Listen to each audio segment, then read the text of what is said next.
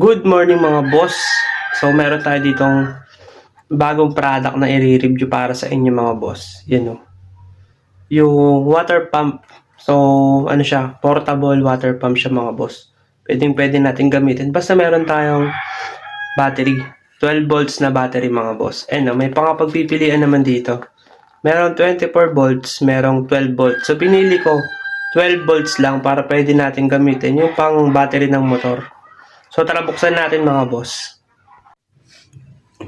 So eto siya mga boss, open natin. Ayan o, 12 volts. Maganda to guys kasi pwede nyo siyang gamitin. Lalo na dun sa mga laging limitado lang yung tubig sa bahay. Tapos nakikiigib tayo or meron tayong drum sa labas, papapuntahin natin sa loob. Eto, ang kailangan mo lang dito yung hose. So meron tayo ditong manual. Ayan. Basahin nyo na lang ito mga boss. So, wala kasi itong kasamang hose tulad nito. Bibilihan nyo na lang yan.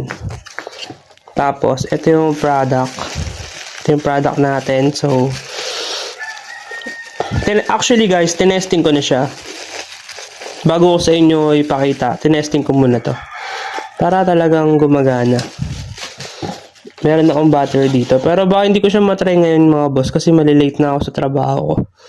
Ayan. So, ilulubog nyo to sa tubig. Tapos, dito nyo ilalagay yung hose. Ayan. Dito nyo ilalagay yung hose. So, hanap na lang kayo ng hose dito. Hindi ko alam kung ilang mm to. 20 mm ata. Hindi ako sure, guys. Pero yan. Tapos, yung red, positive. Yung blue, negative. So, after nun, magagamit nyo na agad to. Pwede nyo nang ilubog sa balde or sa drum. Tapos, pwede na kayong makapagkuha ng water. Galing dito. Yan. Ipapump nyo yan. Sobrang lakas na ito guys. Yan. Actually may battery ako dito. Sige try natin para makita nyo. Okay, so yung red dito sa positive ng battery. Tapos itong blue sa negative. So pansin nyo, aandar yung motor ng ating water pump.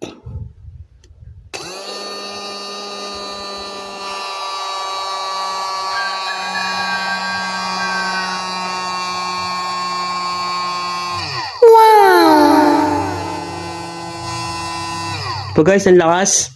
So meron yung pag binabad nyo sa tubig to, dito nyo ipapump yung tubig. Yan guys, so ang ganda rin ng ano niya guys, ng quality niya. Yan yung mga materials niya, parang solid din naman siya mga boss.